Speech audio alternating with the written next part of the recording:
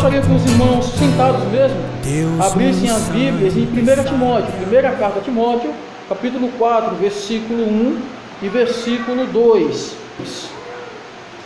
Amém, meus irmãos? Diz assim a palavra do Senhor: mas o Espírito expressamente diz, que nos últimos tempos apostatarão alguns da fé, dando ouvidos a espíritos enganadores e a doutrina de demônios, pela hipocrisia de homens que falam mentiras, tendo cauterizado a sua própria consciência.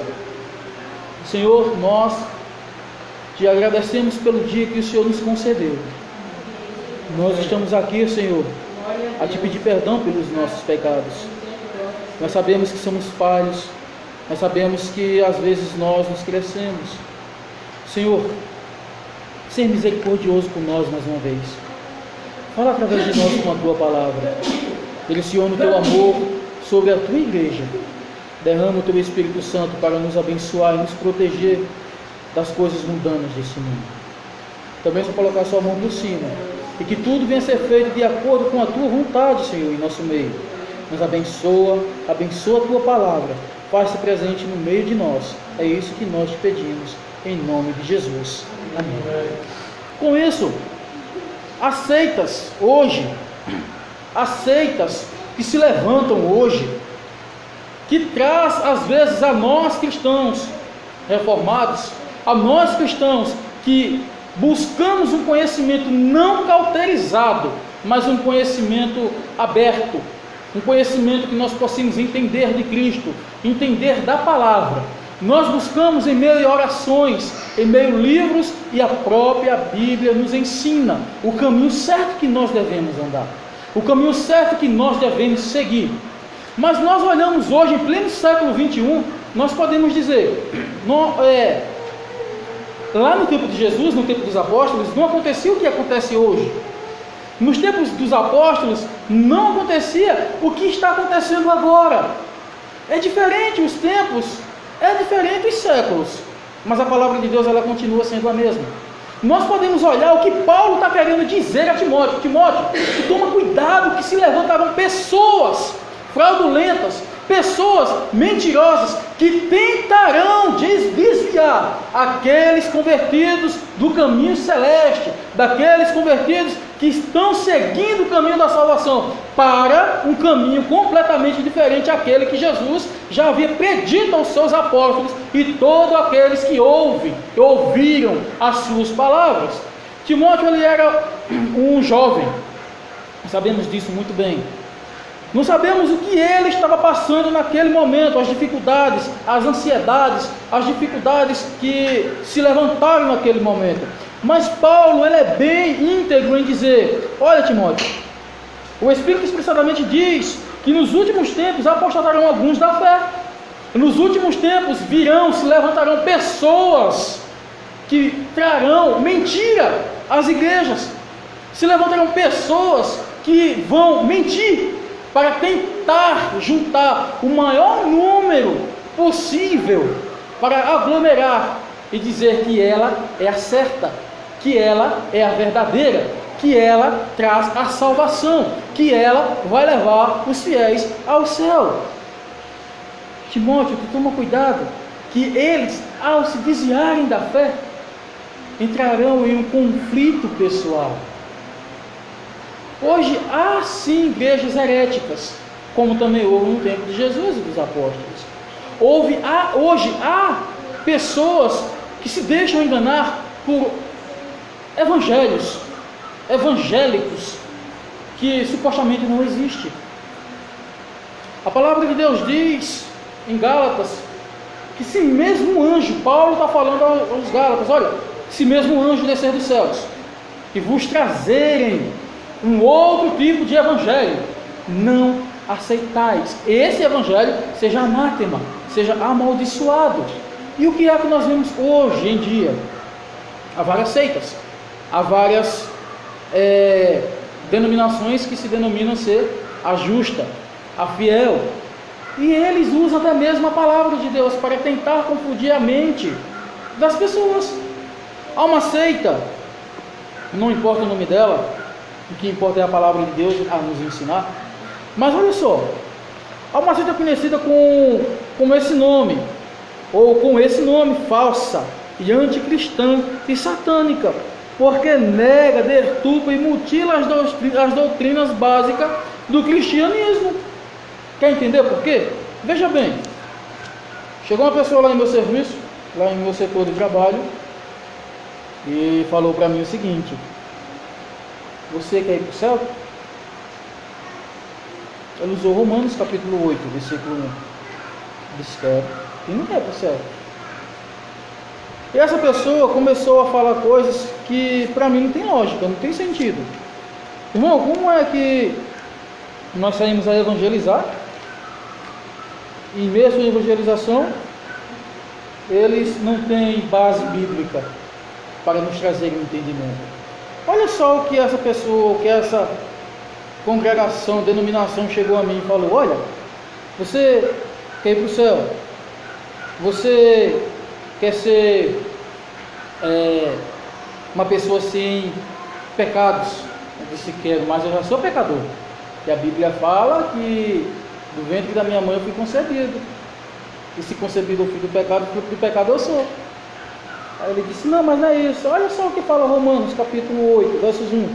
Portanto agora nenhuma condenação há. Foi o que ele falou para mim: olha, nenhuma condenação há. Quer ser justo? Esta congregação te fará justo. Para começar, nenhuma congregação faz ninguém justo. Quem faz justo a nós, ou justiça a nós, é Jesus. Se você pensar que a igreja Siloé cristã está te fazendo justo, você está se enganando, porque é você que tem que se justificar diante de Deus, de acordo com os pecados que nós cometemos dia após dia. Nós somos pecadores. A palavra de Deus fala que nós somos remidos pelo sangue do Cordeiro. Aí vem Apocalipse e diz: olha, se nós não somos lavados, salpicados as nossas vestes pelo sangue do Cordeiro, nós não temos parte com Deus. Então a justiça ela vem de Deus. A justiça ela não vem de uma congregação. A justiça é parte de Jesus para conosco, não é parte do pastor para com sua congregação. E essa pessoa chegou a mim e disse: olha, portanto agora nenhuma condenação é. Eu disse: continue. Ele disse: não, irmão, só até aqui dá para você entender. Só até aqui dá para você ver que Deus enviou a Jesus para mostrar que nós podemos ser fiel. Eu disse: com certeza, nós podemos ser fiel a Cristo, mas com isso nós temos que nos abster de muitas coisas do mundo e endireitar os nossos caminhos para alcançar a misericórdia de Cristo. Ou citei para ele Elias, ele foi um homem que se demonstrou tal, tão provável que Deus o tomou para si. Comecei a conversar com essa pessoa, mas ele não entendeu. Eu disse: me empresta? Ele emprestou. Aí eu continuei para ele, disse: olha, portanto uma condenação. Aí eu disse: olha, para os que estão em Cristo Jesus, que não andam segundo a carne, mas segundo o Espírito. É fácil enganar uma pessoa? É fácil. O difícil é eu ficar firme na mentira que eu estou usando. E essa seita ela continua, além de afirmar que a sua seita é a única igreja certa e que as outras todas estão erradas e são obra do diabo. O seu método é fazer proselitismo. De dois em dois preferem as casas de pessoas que já conhecem o Evangelho, apresentando-se como cristãos e oferecendo estudos bíblicos. Olha, você vai ser salvo se você fizer isso. Olha, você vai ser salvo se você fizer aquilo. Olha, vamos guardar este dia, porque se nós não guardarmos, nós não vamos para o céu. A palavra de Deus fala que Jesus disse: olha, se cai um animal no poço no sábado, eu vou esperar para tirar ele no próximo dia? Irmãos, vamos nos colocar nessa passagem. Se cai uma pessoa ferida, se uma pessoa ela se machuca, ela se coloca em uma forma decadência naquele momento, mas hoje é sábado, eu não posso me envolver. Hoje é sábado, eu não posso ajudar aquela pessoa, mas aquela pessoa está sangrando muito, aquela pessoa está passando por um momento grande de aflição. Não vou hoje porque hoje é sábado. Aquela pessoa vai morrer. Jesus está querendo dizer nessa passagem o seguinte: olha, eu já sou o sábado. Jesus está dizendo, olha, não precisa você guardar um dia, não precisa você guardar 24 horas, não. Só precisa você andar nos preceitos de Jesus. Mas muitas pessoas, elas se deixam se corromper por atos pequenos. Muitas pessoas, elas se deixam corromper por atos que nos levam à nossa própria condenação. Imagina só você estar passando pelo momento, aí você vai orar a Deus. Você quer que aquele momento seja superficial, olha, eu quero agora e desse jeito. Não vai acontecer. Mas para muitas congregações atuais do século 21, muitos cristãos só estão sofrendo porque estão pecando. Irmãos, eu volto a falar mais uma vez, nós já somos pecadores. Então quer dizer que os apóstolos, eles viviam em atos pecaminosos, eles viviam em atos que levassem à sua própria condenação. Me mostre um apóstolo rico, me mostre um apóstolo em uma mansão, me mostre um apóstolo bíblico sem nenhum sofrimento.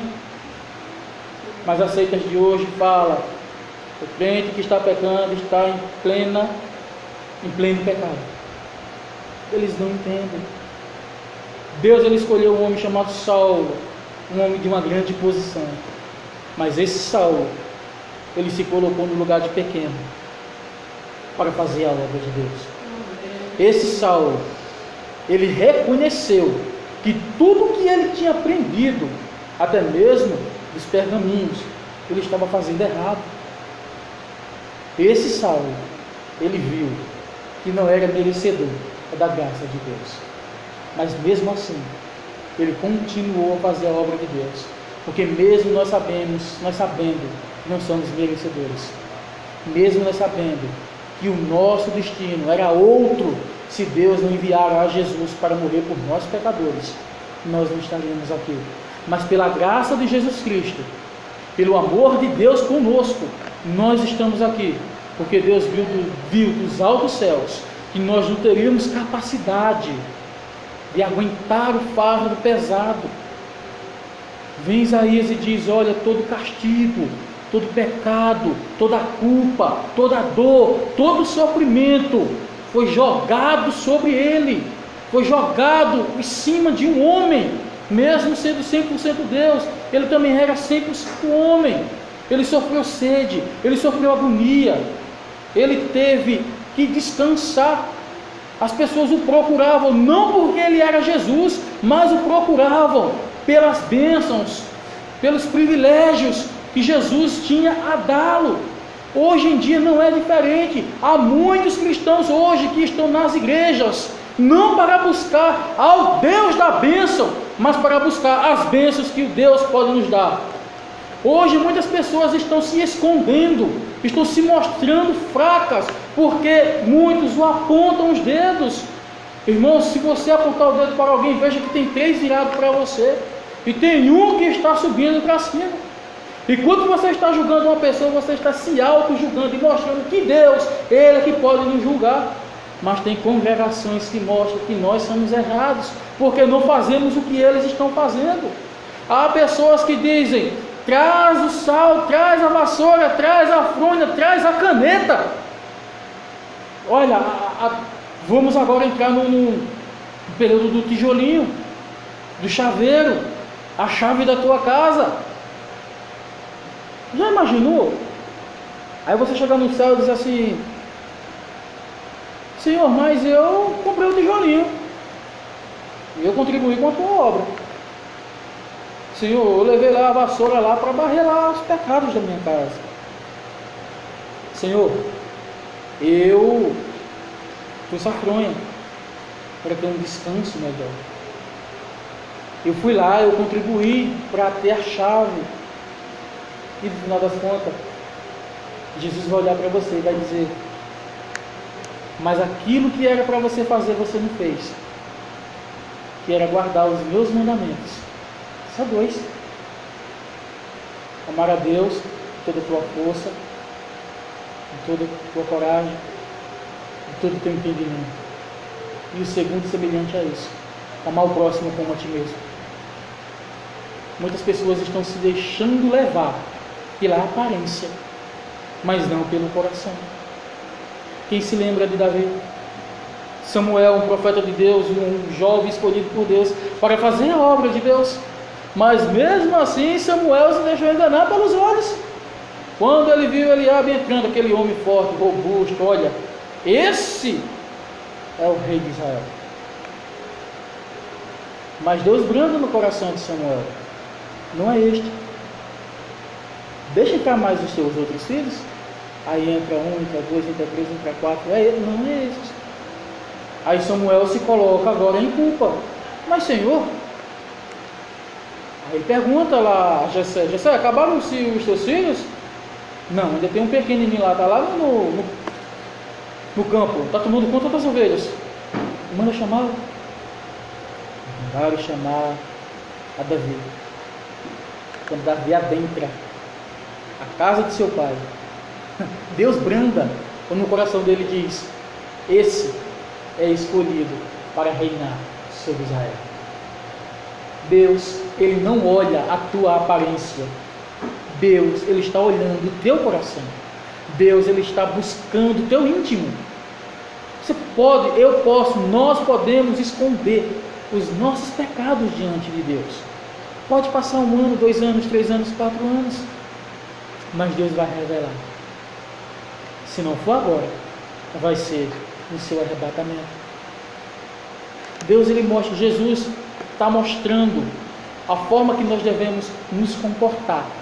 E Paulo, ele fala a Timóteo, proibindo o casamento e condenando a abstinência dos manjares que Deus criou para os fiéis e para os que conhecem a verdade, a fim de usarem deles com ações de graça.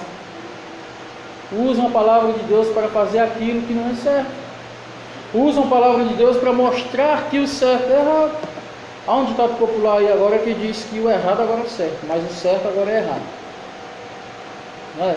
Preste atenção às coisas que estão acontecendo no século 21. A Bíblia fala que muitos se apostatarão da fé. A Bíblia fala que muitos se afastarão de Deus por causa do dinheiro. A Bíblia fala que a maldade, a raiz de toda maldade é o dinheiro. Mas não o dinheiro por si, mas a forma que você está usando o seu dinheiro. Vamos supor, nós oramos, pedimos a Deus para ganhar um bom salário. Deus vai e nos abençoa. Agora eu estou ganhando um bom salário. Aí tem dia de culto. Eita, mas hoje é final de semana. Estou ganhando bem, uma coisinha a mais no bolso, vamos nos divertir. Esqueceu de Deus. Forma errada de usar o seu dinheiro.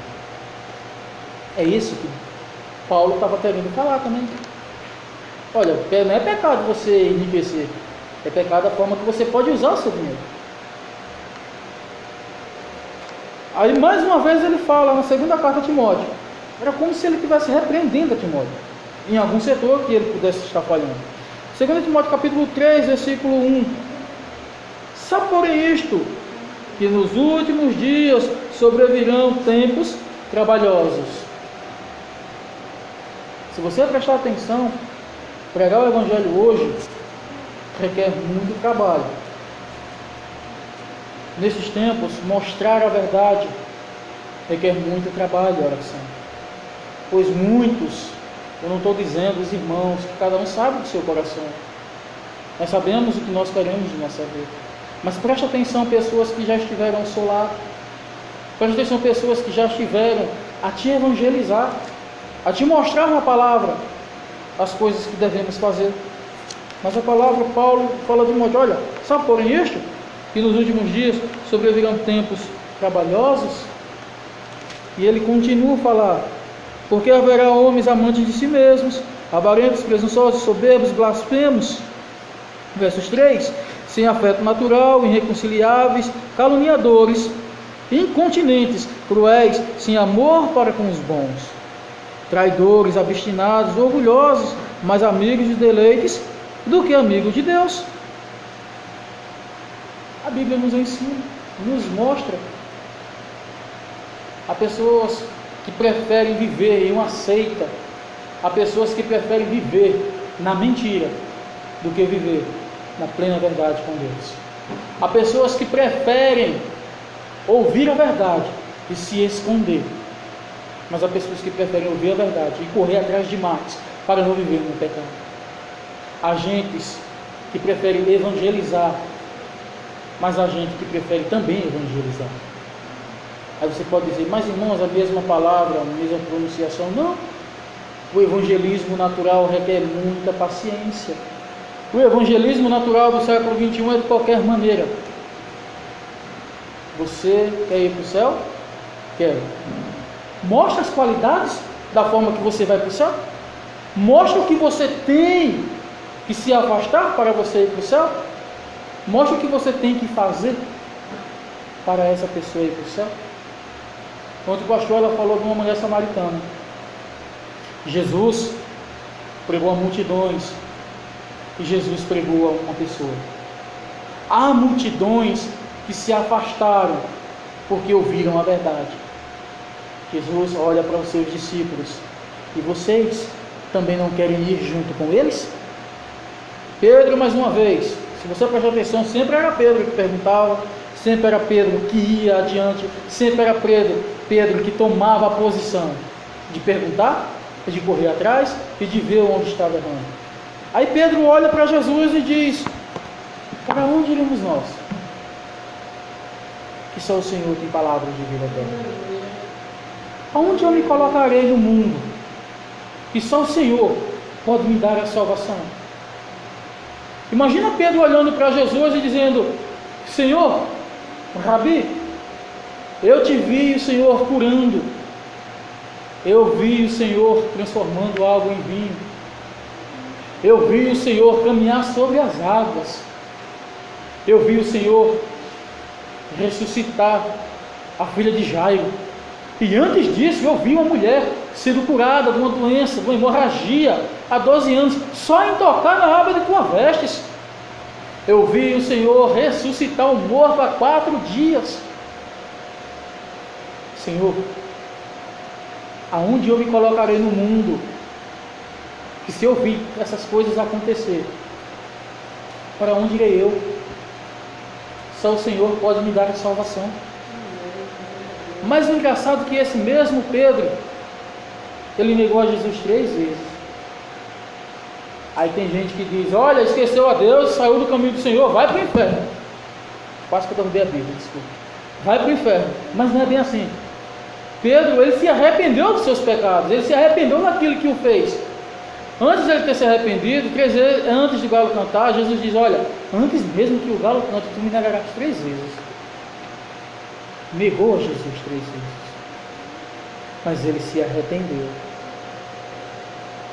E quando Jesus ressuscita, 3 vezes ele escolheu a Jesus. Pedro, tu me amas? Sim, Senhor, eu amo. Pedro, tu me amas? Sim, Senhor, eu amo. Pedro, tu me amas? Senhor, tu sabes. Jesus não estava falando com Pedro de um simples amor, mas de um amor ágape. Paulo vai falar isso em 1 Coríntios capítulo 13, versículo 1. O amor ágape tudo sofre, o amor ágape tudo suporta. Jesus, ele aguentou e suportou todo o pecado por amor a nós, para que muitas seitas e heresias se acolhem hoje a tentar desviar os salvos para o caminho das trevas. Nós temos que ter cuidado, porque vai aparecer essas pessoas para tentar tirar do caminho santo do Senhor. Nós temos que tomar cuidado. Jesus, quando ele ressuscita, o primeiro milagre de Jesus não foi ressuscitar. O primeiro milagre de Jesus não foi trazer dos mortos alguém. O primeiro milagre de Jesus, na base bíblica, foi o próprio surgimento dele dos mortos, porque ele disse: olha, como Jonas passou 3 dias e 3 noites no ventre da baleia de um grande peixe, ele estava se dizendo: não mostrarei sinal, porque Jonas já mostrou o sinal. Eu passarei 3 dias e 3 noites morto, mas ao 3º dia eu ressuscitarei. Ressuscitou. Mas o primeiro milagre de Jesus, para mim, depois da ressurreição dele, foi a pesca de 153 grandes peixes, que naquele tempo era um milagre. para as redes não se rasgarem? Irmãos, Jesus já nos deu um milagre, a vida eterna. Jesus já nos abençoou com o seu amor. Jesus já nos deu aquilo que nós nunca teríamos capacidade de ter pelas nossas próprias forças. Foi a sua misericórdia, foi o seu amor, foi o alto preço que ele pagou na cruz por nós, todo o seu sangue derramado no Calvário, para que nós hoje estivéssemos aqui. Esse Deus é um Deus misericordioso, é um Deus que está nos defendendo, é um Deus que é conosco, é um Deus que nos protege, é um Deus que nos guarda. E é esse Deus que nós devemos seguir. É esse Deus da Bíblia que nós temos que nos entregar. E não Deus com B minúsculo, que tem um poder, mas não tem um poder. Que faz acontecer, mas ao mesmo tempo não faz acontecer. O Deus que nós cultuamos é um Deus vivo, eterno, amoroso e fiel para com sua igreja. Deus, ele habita no meio de nós. Deus, ele nos escolheu. A palavra fala em 1 Coríntios capítulo 3 que o Espírito Santo de Deus habita em nós. E se o Espírito habita em nós, ele tem ciúmes de nós e nos protege. Se nós lermos a palavra, se nós buscarmos a palavra em oração e em comunhão, nós não vamos nos deixar cair por mentiras, pelas falsas igrejas. Irmãos, Deus quer o melhor para conosco. E é isso que nós temos que colocar em nossa mente. A palavra de Deus, ela nos ensina o caminho que nós devemos andar. A palavra de Deus, ela nos ensina o que nós devemos fazer. A palavra de Deus nos ensina o que nós temos que nos separar. Depois você lê Salmos de número 1. Bem-aventurado é o homem que não se assenta, nem se detém na roda dos escarnecedores. Nós temos que nos afastar, nos colocar em um lugar de honra. E esse lugar de honra é ao lado de Jesus. Peço, amados, que se coloquem. Deus muito santa e sabiamente